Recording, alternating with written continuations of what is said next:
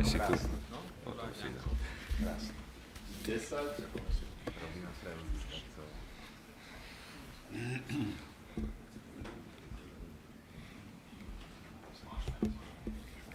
Vážené kolegyne a kolegovia, želáme vám príjemný dobrý deň a vítame vás na tlačovom briefingu. Dovoľte, aby som privítala aj predsedu strany Hlas a ministra vnútra Matúša Šutaja Eštoka a ministra práce, sociálnych vecí a rodiny Erika Tomáša, podpredsedu strany Hlas, sociálna demokracia, takisto poslancov strany Hlas. Nech sa páči.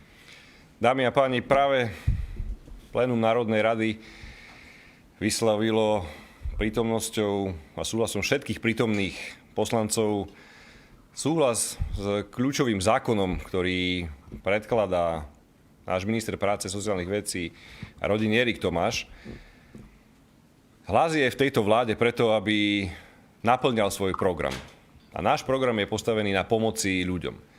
A dovolím si povedať, že aj schválením zákona, o ktorom dnes chceme hovoriť, sa nám postupne podarí odkrajovať z celého toho penza naplňania sľubov v rámci sociálnej oblasti.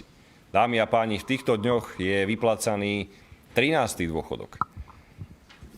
Máme tu minimálnu mzdu na úrovni tento rok 915 eur a budúci rok bude atakovať hranicu takmer 1000 eur. Podarilo sa nám schváliť pomoc pre našich zdravotne ťažko odkázaných ľudí. No a dnes sme aj vďaka hlasom poslancov schválili, respektíve odstránili 20 rokov trvajúcu diskrimináciu. Hovorím o diskriminácii matiek. Pretože sa nám podarilo to, že dnes nebudú diskriminované tie matky, ktoré nielen celý život pracovali, ale vychovávali deti. Viete veľmi dobre, že ženy, matky, ktoré počas svojho pracovného života išli na matersku, mali nižší dôchodok na konci dňa. A keďže si veľmi dobre uvedomujeme to, že materská nie je žiadnou dovolenkou, ale každý rodič, každý otec je vďačný svojej partnerke a svojej matke svojich detí za to, že vychováva tie deti a to nie je žiadna dovolenka, dámy a páni. Matky si zaslúžia našu pomoc, nie sú na materskej dovolenke, ale vykonávajú prácu pre Slovensko. Vychovať deti je niečo, čo môže Slovensku pomôcť aj do budúcnosti, ak sa chceme baviť o tom, že musíme naštartovať našu demografiu, aby sa tých detí rodilo čo najviac. Musíme dať aj jasný signál na to, že matky budeme vždy podporovať. Zákon, ktorý bol v Národnej rade schválený, hovorí presne o tomto odstránení diskriminácie a dnes aj ženy matky, ktoré sa rozhodli mať deti, budú mať rovnaký dôchodok ako tie ženy, ktoré sa rozhodli venovať celú svoju energiu pracovnej kariére, alebo prirodzene nemohli mať deti, alebo sa tak rozhodli z iných dôvodov. Je absolútne legitímne dávať rovnoprávnosť medzi tie ženy, ktoré jednak chcú pracovať, ale aj medzi tie, ktoré sa rozhodli mať rodinu, mať deti. Toto je povinnosťou sociálnej demokracie pomáhať a starať sa. A preto sa nesmierne teším. Veľká vďaka poslancom, ktorí tu stoja za mnou, poslancom koalície. Bohužiaľ sme videli v pléne Národnej rady také štandardné divadlo, kedy predstavitelia opozície najprv vehementne kritizovali tento návrh zákona, ale potom im neostávalo nič iné, iba za túto dobrú vec zahlasovať a na konci dňa za to aj zahlasovali. A veľká vďaka patrí aj pánovi ministrovi práce, sociálnych vecí a rodiny, ktorý išiel do tohto boja a postupne pokračuje v naplňaní sľubov, ktoré sme ľuďom dali. Pred voľbami od 13. dôchodkov, minimálnej mzdy, pomoci odkazaným. Dneska veľká vec, odstránenie diskriminácie matiek. O tomto by mala byť politika. Nie ideológie, nie hádzanie niekomu polien pod nohy, ani stavanie hrázy, ale konkrétna pomoc pre ľudí. A teším sa ako predseda Hlasu, že potom, ako sme včera schválili konkrétny harmonogram energopomoci, že nenecháme ľudí v štychu pri raste cien energií, elektriny, plynu a tepla, pretože by mohli pocítiť to vo svojej peňaženke a ten náraz mohol byť od 20 až do 30%, tak teraz sme prišli v takomto krátkom čase s ďalším sociálnym krokom, ktorý má smerovať pre jasnú pomoc pre ľudí. Ďakujem pekne, pán minister.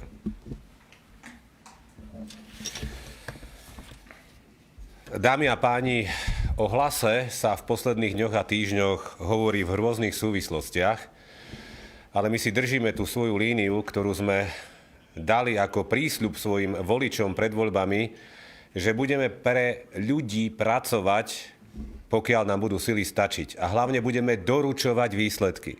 Ako povedal správne pán predseda, bola to podpredsednička Hlasu, pani Saková, ktorá včera doručila energopomoc. A je to Hlas, ktorý doručil 13. dôchodok, ktorý sa už vypláca druhý rok po sebe. Teraz v týchto dňoch seniori a ďalší poberatelia dôchodkov môžu vidieť, ako im prichádza či už na účty alebo poštou.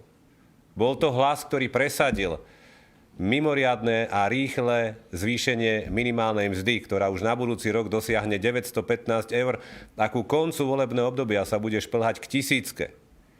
My veľkými kusmi odkrajujeme zo svojich sľubov a to sme ešte len v polovici volebného obdobia. Toto je Hlas, sociálna demokracia. Hlas, sociálna demokracia je stranou, ktorá doručuje výsledky pre ľudí a takto sa chceme správať. Dámy a páni, tento zákon, táto legislatíva nebola súčasťou programového vyhlásenia vlády. Je to originálna myšlienka strany Hlas, sociálna demokracia a sa chcem veľmi poďakovať týmu expertov na Ministerstve práce, sociálnych vecí a rodiny, ktorí sa nemenia roky, že ju pretavili do tohto kvalitného, odborne dobre pripraveného zákona. Po 20 rokoch sa odstraňuje diskriminácia matiek, respektíve rodičov, ktorí kvôli výchove detí na materskej a rodičovskej dovolenke majú nižšie dôchodky. Pretože, ako je známe, počas rodičovskej a materskej dovolenky sa dôchodky vypočítavajú vlastne z vymeriavacieho základu 60% priemernej mzdy, čo má za následok znižovanie tých dôchodkov, respektíve, že tie dôchodky sú nižšie. My tento stav, 20-ročný stav, ideme konečne odstrániť. Konečne sa tí rodičia, ktorí vychovávali deti a zároveň pracovali, najmä matky, dočkajú tejto spravodlivosti. A nejde len o súčasné matky seniorky, nejde len o pracujúce matky, ktoré v súčasnosti sú ešte v produktívnom veku, ale aj o budúce mamičky. Tento zákon bude platiť aj do budúcna, takže sa to týka všetkých matiek. Je to významné prorodinné opatrenie, to je prvá vec, pretože už sa nebudú musieť báť rodičia mať deti, aj veľa detí, len kvôli tomu, že potom budú mať nižšie dôchodky. Ale čo je ešte dôležitejšie, respektíve rovnako dôležité je, že konečne dávame do súladu túto legislatívu s Ústavou Slovenskej republiky. Pretože Ústava Slovenskej republiky má jasne napísané, že výchova dieťaťa nemôže mať negatívny vplyv na výšku dôchodkov. Toto týmto zákonom definitívne naprávame po tých 20 rokoch. Chcem pripomenúť a zdôrazniť, že tento zákon, táto novela zákona prešla 142 hlasmi. Bolo 142 prítomných poslancov a všetci prítomní poslanci podporili túto novelu zákona.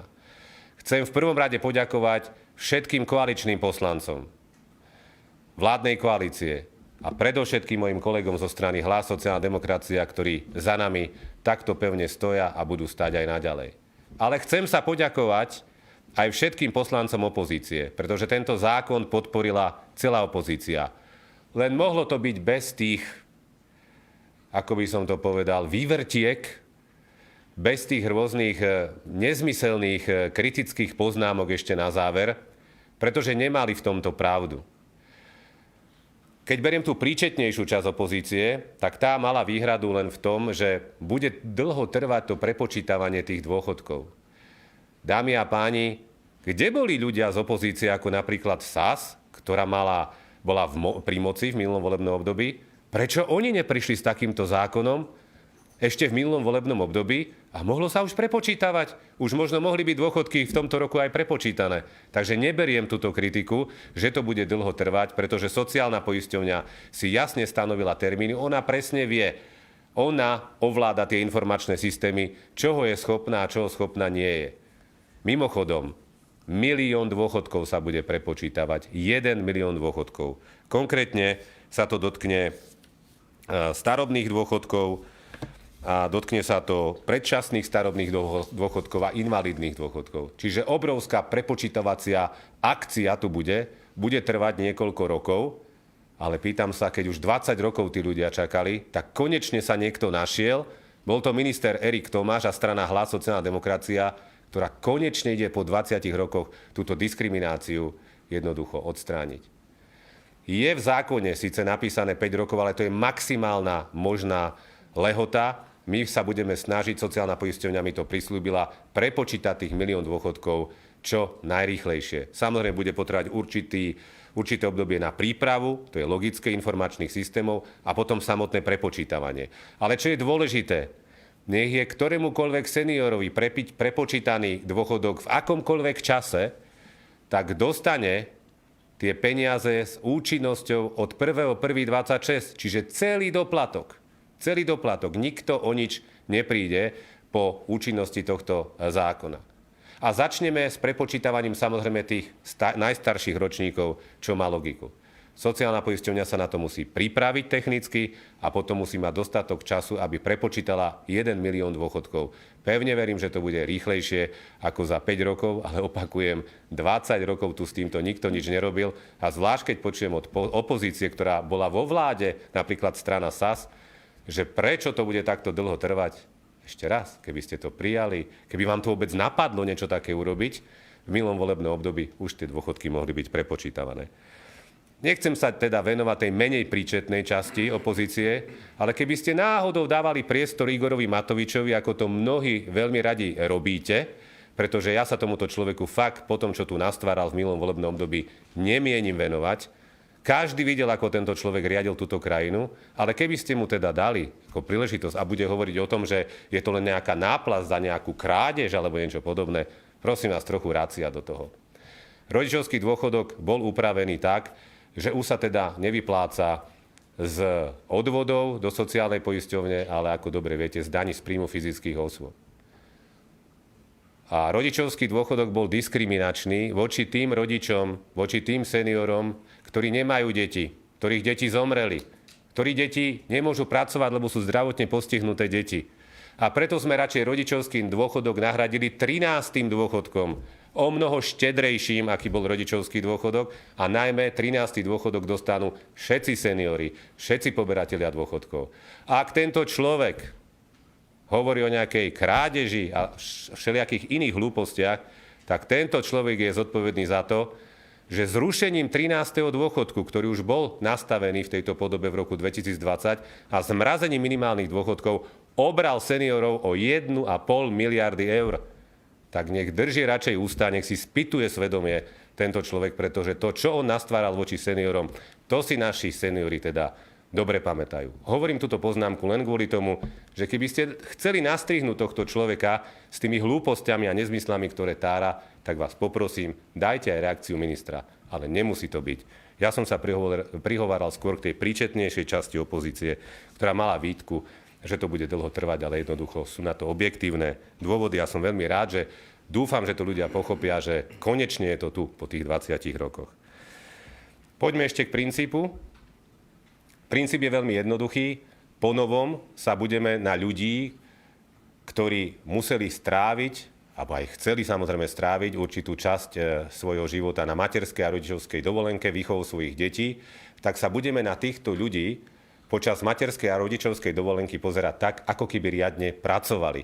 Vezmeme si príjem spred tohto obdobia a po tomto období spriemerujeme tieto príjmy a potom dôchodky vypočítame z takéhoto vyberiavacieho základu. Čo bude mať za následok, že dôchodky tým, ktorí už tieto dôchodky poberajú, sa zvýšia a samozrejme tí, ktorí ešte dôchodky nepoberajú, budú mať vyššie dôchodky, pretože, ako som povedal, tento zákon platí aj do budúcnosti, aj pre súčasnosti pracujúce matky, aj pre budúce mamičky. Pozitívne by sa táto zmena mala dotknúť 440 000 seniorov po prepočítaní. Áno, bude aj skupina ľudí, najmä tým, ktorý vznikol nárok na dôchodok pred rokom 2004, pred tou nešťastnou novelou zákona a legislatívou z dielne ešte pána Kaníka, pretože v roku 2004 nastal tento stav a preto hovoríme o vyššie 20-ročnej diskriminácii, ktorí boli v podobnom systéme. Ale každý jeden človek dostane od sociálnej poisťovne rozhodnutie, v ktorom bude buď uvedené, že o toľko sa vám zvyšuje dôchodok, alebo bude na tom rozhodnutí napísané, váš dôchodok nie je nižší kvôli výchove dieťaťa, teda nie ste diskriminovaní. Každý jeden senior bude vedieť po platnosti tohto zákona, že už netrpí a nie je diskriminovaný kvôli tomu, že časť života musel stráviť výchovou dieťaťa. Čiže takýto spravodlivý systém zavádzame. Možno dva príklady, aby to bolo každému jasné. Napríklad matka s 2 deťmi, ktorá zarába priemernú mzdu, tak tej sa pomôže tak, že jej dôchodok sa zvýši o približne 300 eur ročne. Čo sa týka, povedzme, matky s väčším príjmom, dáme konkrétny príklad, matka s 1,5 násobkom priemernej mzdy a s 3 deťmi, tak tá si prilepší ročne na dôchodku o 600 eur približne.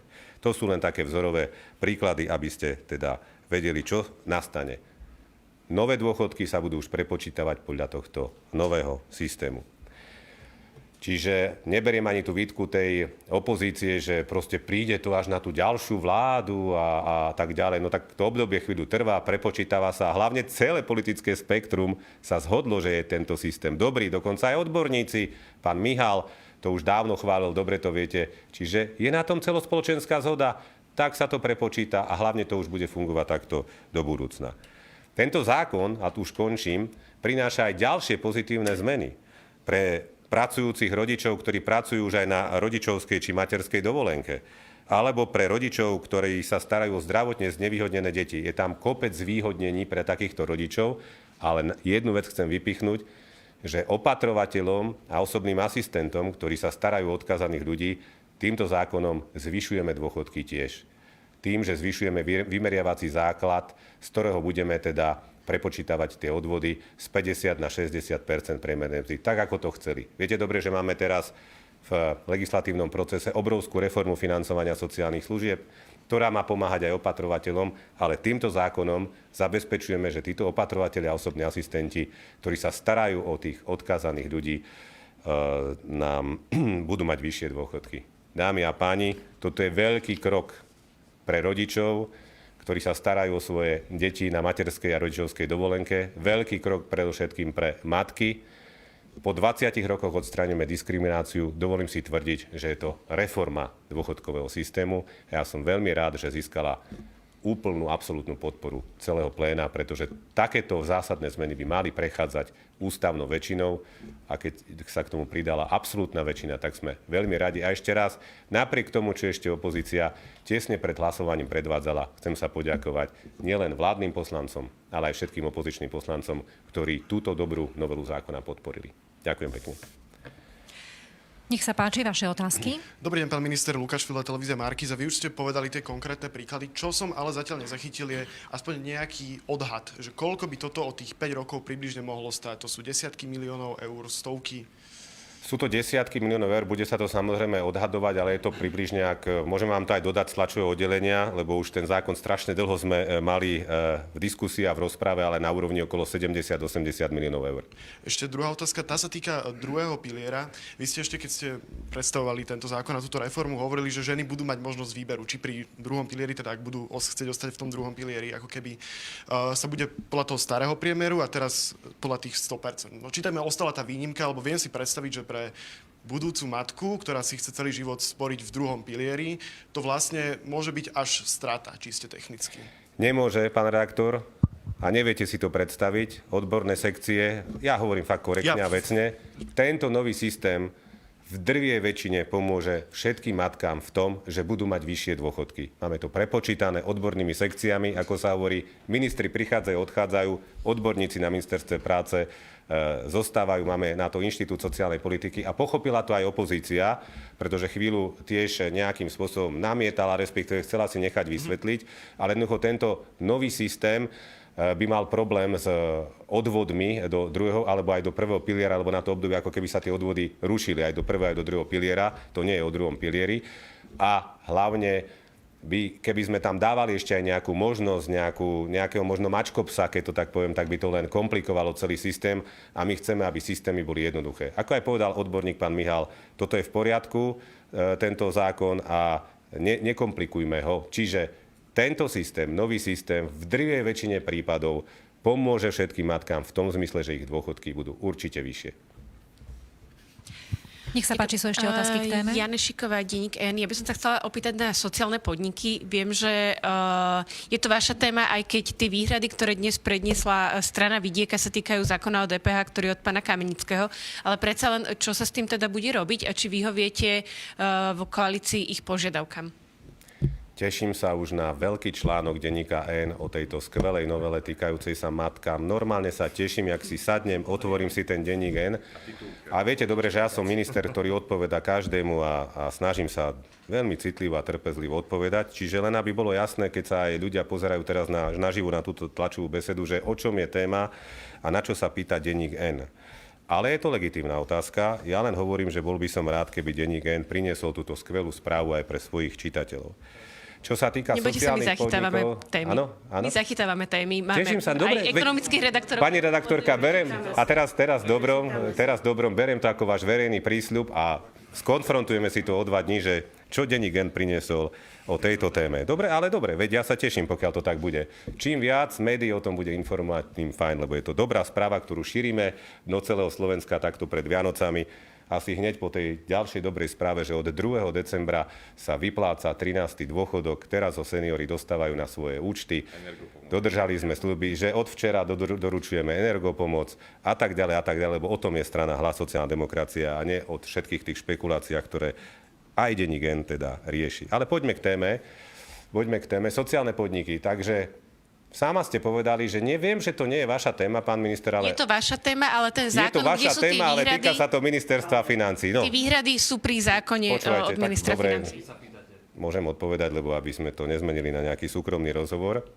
Zvyšovanie DPH sa týka novely zákona o DPH. Novela zákona o DPH je v gestii ministerstva financií. Zvyšovanie DPH pre sociálne podniky sa vôbec netýka môjho, alebo ak chcete, nášho zákona ministerstva práce, teda novely zákona o sociálnej ekonomike a sociálnych podnikoch.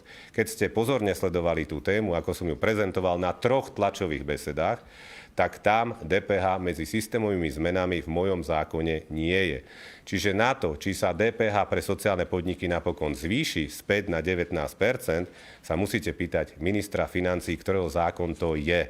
Tak je to navrhnuté a ja ako minister práce riešim iné systémové zmeny v sociálnych podnikoch, ktoré sa teda týkajú tejto témy. Myslím si, že je to jasné. Neviem, v akom štádiu sú rokovania so skupinou okolo pána Huliaka, pretože bez tejto skupiny to asi neprejde. Len chcem opäť pripomenúť, že pôvodne sa za zvyšovanie DPH pre sociálne podniky prihovárala aj opozícia. Minimálne, myslím, pán Ledecký, ak sa teda, aby som sa nepomýlil, hovoril, že treba len v podstate zvýšiť tú DPH, aby teda nebola tak významná konkurenčná výhoda tých sociálnych podnikov voči ostatným. Takže poprosím, musíte naozaj adresovať otázky tým, ktorých sa to týka. Ale keď som už pri tých sociálnych podnikoch, viete, vždy my vládni politici sme konfrontovaní so svojimi vyjadreniami v kontexte toho, či sme ich dodržali alebo nie. A je to správne. Nemá platiť rovnaký meter aj na politikov opozície? Má. Áno, dohodneme sa, že má. Ak opozičný politik niečo povie, tak by asi malo médium konfrontovať toho opozičného politika s jeho vyjadreniami. A sociálne podniky, téma, je nádherný príklad toho, čo sa vlastne udialo, čo je schopná slovenská opozícia, teda v tomto prípade najmä strana SAS. Najprv vytvorila tlak na ministra práce, sociálnych vecí a rodiny, pamätáte si to, počas jesene. Pán minister, robte okamžite niečo s tými sociálnymi podnikmi, lebo je tam veľa špekulácií a podvodov. Minister práce na prvej tlačovej besede predstavil základné kontúry systémových zmien. Na druhej tlačovej besede predstavil už samotný zákon, ktorý išiel do medzirezortného pripomienkového konania, kde sa všetci, vrátane opozičných poslancov a celej verejnosti, mohli oboznámiť s týmito systémovými zmenami. A na tretej tlačovej besede sme to ešte, keď to tak poviem, priklincovali a dostali pečiatku od predsedu z Najvyššieho kontrolného úradu. Systémové zmeny, ktoré som na výzvu opozície pripravil v spolupráci s Alianciou pre sociálnu ekonomiku, teda strešnou organizáciou sociálnych podnikov a s Najvyšším kontrolným úradom, boli na 3 tlačových besedách predstavené. Keď sme tento zákon dali do medzirezortného pripomienkového konania, reakcia strany SAS, ktorá ma tak vyzývala na tie systémové zmeny, bola: vítame tieto zmeny. Pán minister konečne hovorí našou rečou. Pán minister dokonca okopíroval naše návrhy. A teraz, keď to vláda schválila, chceli sme to v skrátenom konaní predstaviť, pretože pani Bajo Holečková zo SAS nás vyzvala na skrátené legislatívne konanie, lebo čistá katastrofa sa deje v sociálnych podnikoch, tak SAS otočí o 180 stupňov a tvrdí, že to sú egyptské rany pre sociálne podniky. Povedzte, kolegovia novinári, je toto normálne? Môže takto byť? Veď ma už poznáte ako ministra, že sa snažím o vecnú diskusiu aj s opozíciou. Pri reforme financovania sociálnych služieb som dokonca opozíciu prizval do pracovnej skupiny. Môžu opoziční politici toto urobiť? Že keď predstavím tie systémové zmeny, vítajú, chvália, dokonca tvrdia, že som ich od nich okopíroval. A keď to schváli vláda a ide to do parlamentu, tak to totálne kritizujú. A bol tam medzi tými systémovými zmenami aj tá racionalizácia vyrovnávacieho príspevku. Že sa teda upraví na úroveň minimálnej mzdy. Viete prečo, pani redaktorka? Lebo ak by sme ostali v tomto systéme, v máji končia eurofondy na tento program a je po sociálnych podnikoch. Sociálne podniky by definitívne skončili, lebo štát nenájde 100 miliónov eur ročne na takúto štedrú dotáciu miest, aká je teraz v sociálnych podnikoch. A túto alokáciu nastával môj predchodca v roku 2021 na začiatku programovacieho obdobia. A teraz v snahe zachrániť sociálne podniky, a mám to odkonzultované s Alianciou pre sociálnu ekonomiku, ktorá zastrešuje 200 sociálnych podnikov, sme povedali, dobre, tak zracionalizujme tento príplatok, vyrovnávací príspevok na úroveň minimálnej mzdy, lebo je to aj spravodlivé, pretože na Slovensku máme ešte 140 000 ľudí, ktorí pracujú za minimálnu mzdu a nemajú vôbec to miesto dotované.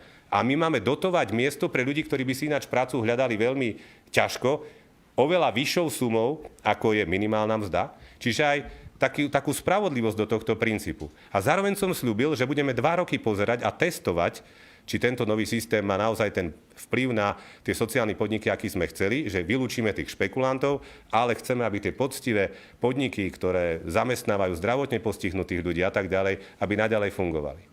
No a potom som si dnes pozrel tlačovú besedu Progresívneho Slovenska, odborníkov, samozrejme najlepších na svete. A tam padali slova ako, že podlosť a babráctvo. Tak práve z tej tlačovej besedy Progresívneho Slovenska čišali podlosť, nekompetentnosť a prízemnosť. Pretože išlo na to zneužiť túto tému. Niekoľko týždňov tento zákon a tieto systémové zmeny boli verejné. Na 3 tlačových besedách sme ich zverejňovali, vrátane vyrovnávacieho príspevku. A napriek tomu sa PSK za celý čas neozvalo. Až teraz. Oni len chcú, aby ten zákon proste nebol teraz, tvrdia, že radšej v riadnom konaní a tak ďalej, ale keď vyrovnávací príspevok nevyriešime do konca roka, tak jednoducho od 1. januára sa podpisujú zmluvy na celý rok podľa súčasnej legislatívy a eurofondy na tento príspevok dojdú v máji. Štát nebude mať peniaze na prefinancovanie toho celého, a sociálne podniky naozaj môžu vtedy reálne zanikať, respektíve toto môže likvidovať sociálne podniky.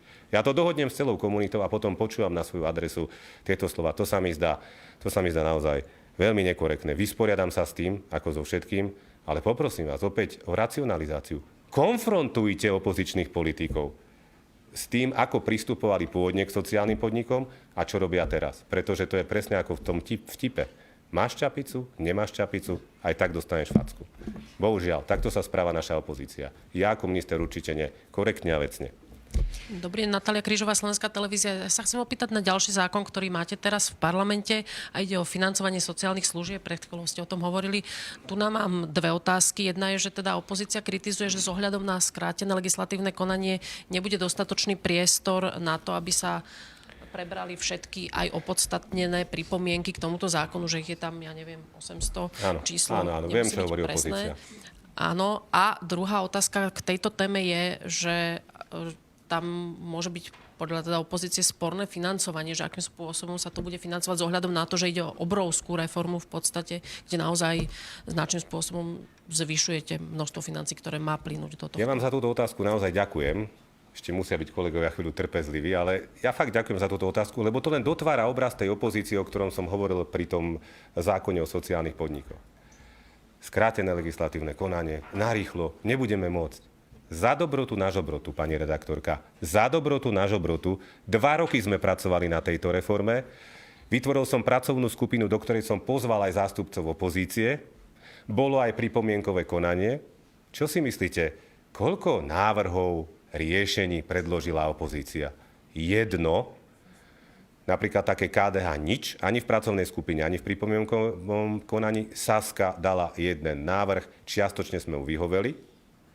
Takže vopred som avizoval, keď sme na tej reforme tak dlho pracovali, že radšej vytvorím obrovský priestor na odbornú diskusiu a potom to prejdeme skráteným legislatívnym konaním v parlamente, keď už to bude celé vydiskutované. Ak si spomeniete rok dozadu, rovnaký princíp a postup som manažersky zvolil pri reforme posudkovej činnosti. To isté bolo v odborných kruhoch s tými, ktorých sa to týka, sme to doladili a potom tá reforma prešla v skrátenom legislatívnom konaní ústavnou väčšinou. A o to sa usilujem aj teraz. Takže toľko k tej našej opozícii, ale poviem aj vecne, pretože mám aktuálne veci. Tak si teraz porovnajte opozícia, výhrady a tak ďalej, napriek tomu, že boli v skupinách a ako som povedal, nič nepredložili poriadne. Túto reformu financovania sociálnych služieb, ktorú ja považujem za kľúčový zákon nielen Ministerstva práce, ale ako jeden z kľúčových zákonov celej tejto vlády, lebo je naviazaný na plán obnovy a musíme tento milník naplniť. Do plánu obnovy ho dala ešte v tejto štruktúre bývalá vláda. Samozrejme, nechala to na nás, aby sme ho naplnili. Reformu financovania sociálnych služieb podporuje Asociácia poskytovateľov sociálnych služieb, Združenie miest a obcí Slovenska, Únia miest, Komora opatrovateľiek Slovenska, Komisárka pre osoby so zdravotným postihnutím, Fórum pre osoby so zdravotným postihnutím, Sociofórum. Tak mi povedzte, o čom je debata zo strany opozície? Nie je to skôr o politikárčení? Keď všetci partneri v oblasti poskytovania sociálnych služieb dávajú zelenú tejto reforme a som upozornil opozičných poslancov, všetci sa na vás budú dívať, ako budete hlasovať. Všetci. Pretože v ťažkých podmienkach príjmame aj finančne náročnú reformu, musíme naplniť milník plánu obnovy a som rád, je to veľký zázrak, nie malý zázrak, že sa ju hádam aj podarí teda prijať a že nalejeme do systému sociálnych služieb oproti tomuto roku o 300 miliónov eur navyše. Ale dve dôležité veci, na ktoré chcem upozorniť, pretože my sme naozaj odstránili, vyzerá to tak, všetky rozpory súvisiace s touto reformou. Viete, že do poslednej chvíle boli ešte dve.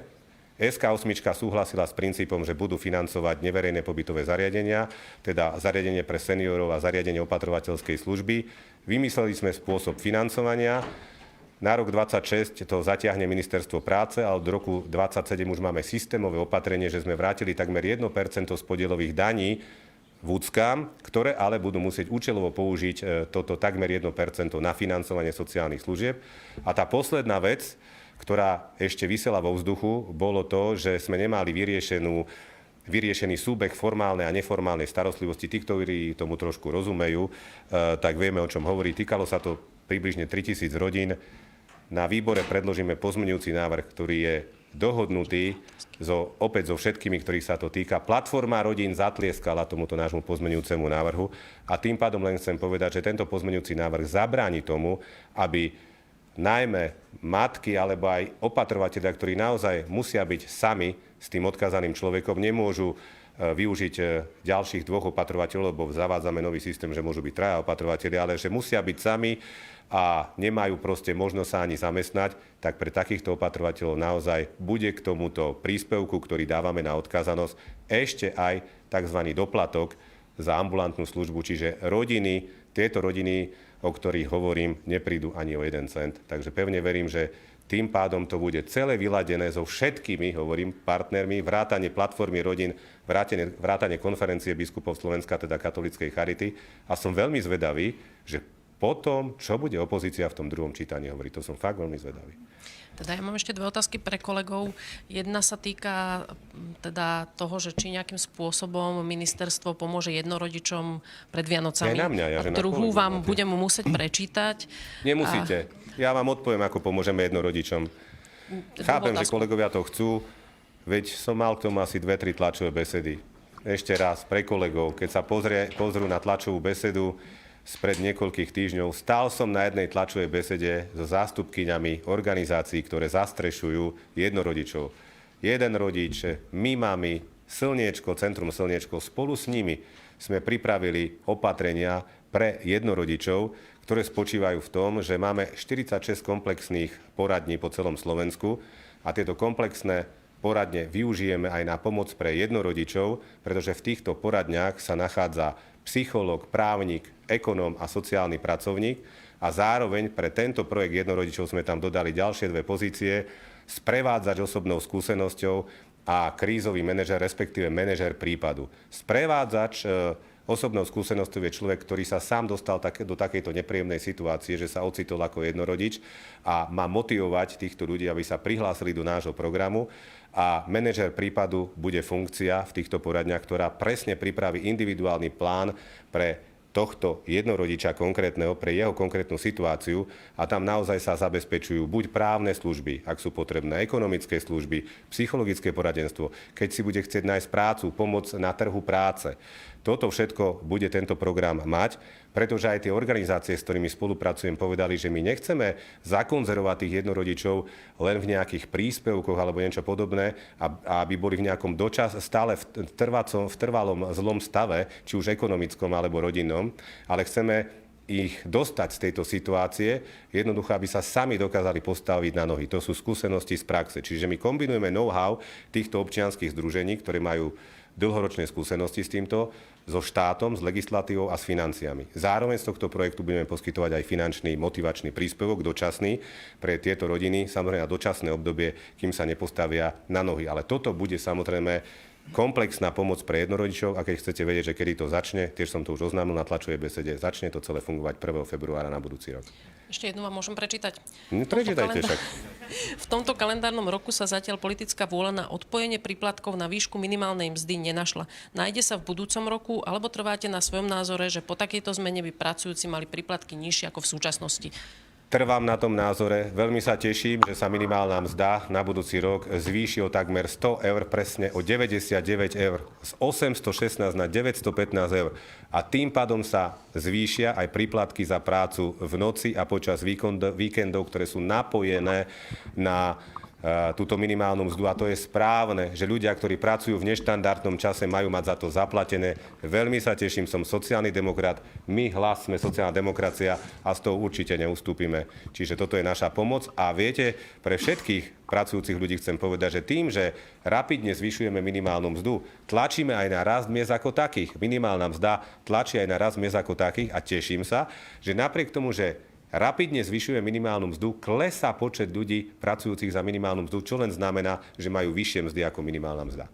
Dobrý deň, Denisa Hopková, 360. Chcem sa spýtať na outlet vo Voderadoch. Pán Drucker včera večer už oznámil, že tam pozastavil všetky úkony, ale ten 17 miliónový obchod už prebehol. Pán Kmet si to neustále obhajuje, alebo teda stále, čiže ma zaujíma, ako chcete ten obchod zvrátiť.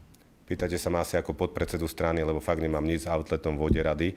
Musím len povedať, že pri tej všetkej práci, ktorú mám, som teda navnímal, že pán Drucker sa ide na to pozrieť ako dočasne poverený podpredseda vlády pre plán obnovy, takže bude ma tiež zaujímať, ako sa pán Drucker s tým vysporiada, ale ako pána Druckera poznám a verím mu a dôverujem, tak určite to zracionálni tieto veci, ale nemám o tom viac informácií ako len to, čo som si narýchlo pozrel v médiách, čiže počkajme si na to, na závery od pána Druckera. Tam ide o to, že ten obchod už prebehol. Viete si to pozrieť aj v katastri, čiže ako sa to dá zvrátiť? Viem, o čom tam ide, ale je to, prepáčte, kompetencia pána Druckera. Buďte trpezliví. Viete, ako pán Drucker riešia aj tú výzvu, stretol sa aj s novinármi, dal raňajky, vysvetľuje a tak ďalej. A pán Drucker je v tomto naozaj veľmi precízny, tak len počkajte, dajte mu chvíľu čas, aby aj toto vyriešil. Sú tam vážne podozrenia, že štát mohol zaplatiť od 10 až 12 miliónov eur naviac. Vidíte tam vy v tom problém? Pani redaktorka, navnímal som vašu reportáž, lebo sa aj ku mne dostal, ale prosím vás, či tam problém reálne je alebo nie, musí na to odpovedať pán Drucker, ktorý to celé dal preskúmať. Ja nebudem takto od pultíka nič hodnotiť. Určite ste o tom ale hovorili s pánom Kmecom, preto ma zaujíma aj váš postoj. Je tam podozrenie o 10... Môj postoj je, pani redaktorka, však môj postoj je, že pán Drucker vyhlásil, verejne dal prísľub, že to celé preverí a počkáme si na závery toho preverovania. Nič viac, vedie to racionálna odpoveď, nič viac tejto chvíli nemôžem hodnotiť. Dobre? Ako chcete v čase konsolidácie vašim voličom vysvetliť, že sú tu podozrenia, že štát mohol vynaložiť milióny zbytočne? Ja si myslím, že som sa už teda vyjadril, hovorím, počkajme si na závery pána Druckera, chcem byť k vám slušný, chcem vám odpovedať. Je logické, že ten, ktorý sa tomu venuje, má to celé preveriť a prísť s nejakými závermi a potom sa ma pokojne spýtajte aj mňa osobne na hodnotenia. Prečo tu nestojí napríklad pán Kmec, aby to mohli by sme sa vysvetlil? vrátiť k téme? Tak si ho nájdete, pána Kmeca, vedie to tlačová beseda k matkám, čiže ak som mal taký pocit a takú výzvu aj smerom denníku N, tak aj 360 poprosím, veď zahrajte dobrú tému jednoducho. Je to dobrá téma pre všetky mamičky. Nemyslíte si, že aj toto je dôležitá téma, pán Tomáš? Na ktorú je relevantné sa hovorím, že pýtať? matky je dôležitá téma a to, čo sa pýtate, treba samozrejme preveriť. Ja myslím si, že sa vyjadrujem veľmi jasne. Prosím vás, dajte posledná otázka. Stojíte ako hlas za pánom Kmecom? Prepáčte, pán Kmec je členom Hlasu, významným členom Hlasu, významným diplomatom, takže bez preverenia všetkých okolností, či už v prvom alebo v druhom prípade, si neviem predstaviť, že by som nad ním ja teraz vynášal nejaké súdy. Prosím vás, rešpektujte to. Nech sa Ďakujem páči pekne. ešte kolegyňa z TA3 a to už bude prosím posledná otázka. Tak ja by som sa chcela v prvom rade opýtať, či príde koalícia, alebo teda či prídete vy s nejakým pozmenujúcim návrhom k zmene úradu na ochranu oznamovateľov a či sa zúčastníte aj toho nočného rokovania. A kde máme pána ministra? On asi odišiel. On je chorý, Ja, on má problémy s chrbticou, tak už nevedel, ale A vedeli by ste sa príde, dobre vám to vysvetlí, dobre? Dobre. A poslancov sa pýtate, tak za poslancov nech sa páči. Ja. Či sa zúčastníte. Áno, keďže sme si schválili dnes nočné rokovanie do 24. hodiny, bude aj naši poslanci sa zúčastniať tohto rokovania. A ešte na pána Erika Tomáša by som sa chcela jednu otázku opýtať. Huliakovci nesúhlasia s tými zmenami pri sociálnych podnikoch, nepáči sa im tá DPH späť na 19, že teda ako na to reagujete? Ja neviem, však veď si držme nejakú odbornú úroveň všetci, ale fakt v dobrom to hovorím. Už som to tu vysvetlil a hlavne je to jasné, že DPH je záležitosťou ministerstva financií. To sa netýka nášho zákona. Už som to tu o tom aj dnes hovoril. Zákon o sociálnej ekonomike a sociálnych podnikov, ktorý predkladám ja, nemá nič spoločné s DPH. Čiže to, že či tá DPH napokon zvýšená na tie sociálne podniky prejde alebo nie, je vecou dohody pána Kamenického a skupiny okolo pána Huliaka. Myslím si, že je to jasné. Ďakujem. Pán minister, úplne posledná vec s tým rodičovským dôchodkom. Ja viem, že ste to načrtli, povedali ste, že ich náhradou je 13. dôchodok. Aj tak sa opýtam, potom, aký má význam ten zákon, respektíve taký ten typ dôchodku, keď sami ho označujete za diskriminačný a akú očakávate zápojenosť tých detí do tohto typu dôchodku? Teraz nerozumiem, ktorý zákon, aký má význam. No, že prečo potom existuje ten rodičovský dôchodok, keď sám hovoríte, že je diskriminačný? Aha, dobre, viem vám na to odpovedať, lebo bývalá vládna koalícia nielen ho akože presadila, napriek tomu, že je diskriminačný voči ZTP, teda rodičom, ktorí majú ZTP deti, ktorým deti zomreli, ktorým deti jednoducho nemajú, ale zároveň ho dostala do ústavy. Čiže rodičovský príspevok je v ústave a musí existovať v nejakej forme. Ústava hovorí, že môže byť vyplácaný buď z odvodov alebo z daní a tým pádom rodičovský dôchodok síce v obmedzenom režime pokračuje z daní. Ináč mimochodom prvýkrát teraz, keď budú daňové priznania podávané v marci, tak za celý minulý rok môžu vlastne deti venovať 2% z daní otcovi a 2% matke. Čiže preto, že ten rodičovský dôchodok je v ústave, tak musí byť rodičovský dôchodok samozrejme zachovaný a nie je pravda, že bol zrušený. Ale obrovskou náhradou za ten štedrejší rodičovský dôchodok je omnoho štedrejší 13. dôchodok, ktorý má význam v tom, je významnejší v tom, že je omnoho vyšší v priemere ako rodičovský dôchodok. Mimochodom, priemerný rodičovský dôchodok bol na úrovni priemerný 338 eur, rodičovský, teda 13. dôchodok už je teraz 667 eur. A tá druhá vec, prečo je to dôležité, je, že nikoho nediskriminuje a hlavne preto dostávajú ten 13. dôchodok všetci poberatelia dôchodkov, čiže nikto nie je diskriminovaný. A čo sa týka nášho zákona, tak druhé ustanovenie ústavy hovorí, že výchova dieťaťa nemôže mať negatívny vplyv na dôchodky a týmto našim zákonom definitívne naplňame súlad s ústavou. Od akú očakávate možno zápojenosť? Či ste to nejak rátali? Už spomínali ste tu odborné analýzy pri iných Zápojenosť? veciach. Koľko Ja detí? nevieme, tak to je asi závisí od lásky detí k svojim rodičom a hlavne od toho, či sa im tá byrokracia, ktorá vždy súvisí s tými 2% daní, chce absolvovať alebo nie, ale ja myslím, že budú oveľa radšej alebo intenzívnejšie tie deti pri tom, keď majú niečo venovať svojim rodičom, na to prihliadať, ako keď je to povedzme pri občianskych združeniach. Hej? Ale my sme nechali 2% aj pre občianske združenia. Viete, že to nakoniec dopadlo tak. 2% pre mimovládny sektor, 2% matka, 2% otec. Ja len mám taký predpoklad, že bude väčší záujem o venovanie 2%, keď to má ísť svojim rodičom. Predpokladám. V tejto chvíli vám ďakujeme a želáme vám pekný deň. Pekný deň, dovidenia.